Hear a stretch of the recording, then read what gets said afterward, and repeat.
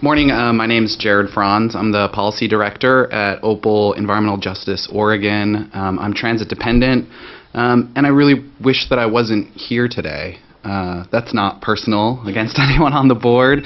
You all know how much I love coming, and it's definitely good to see a full Trimet board for the first time in 2 years.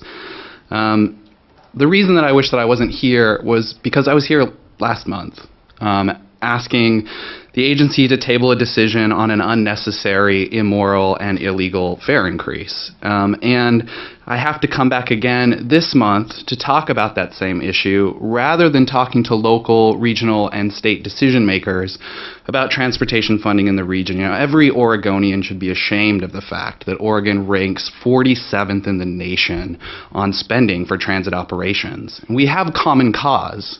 Trimet and Opal should be working together to address these issues. But I'm increasingly wondering if, despite the fact that we have common cause, do we share common values?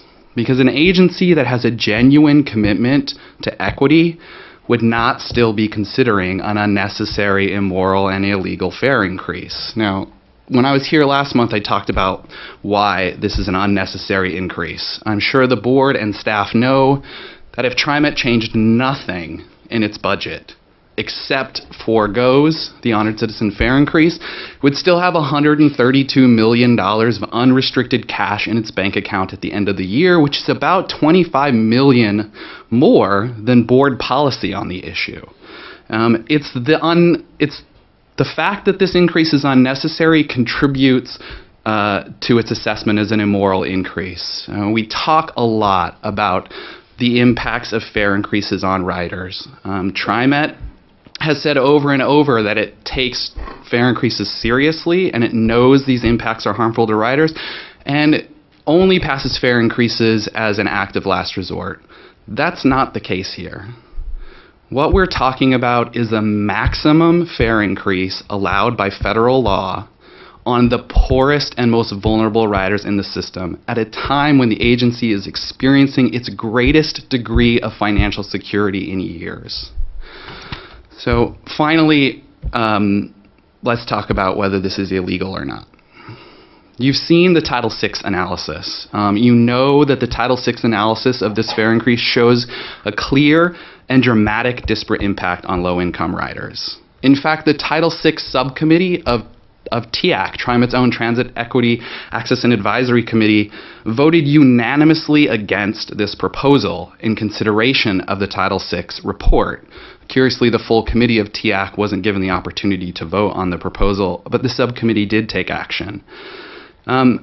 Members of TEAC recognize that while there's no necessity for this increase, it means that because there's a disparate impact, the agency must avoid or mitigate the impacts of this proposal. But the mitigation that's being proposed is sham mitigation. The Access Transit is too small of a program to reach impacted people. It's too onerous to administrate, particularly for food banks that are being required to collect and report data that federal law actually prevents them from collecting, such as means testing for the provision of service. And there's insufficient data to show that this targeted mitigation will actually reach the people most impacted. And the money being dedicated to increased service is very, very little. Very little service will result as a result from it. All of the service proposals that are in the budget can otherwise be afforded without this increase. And again, there's insufficient data or transparency about these decision makings to ensure that this targeted mitigation has an effect. Now, we're reasonable people at Opal and BRU. We're capable of negotiating. We had success negotiating the extension of the transfer times, and we're willing to continue this dialogue. But what we're not willing to do is compromise or negotiate away the civil rights of riders. Thank you.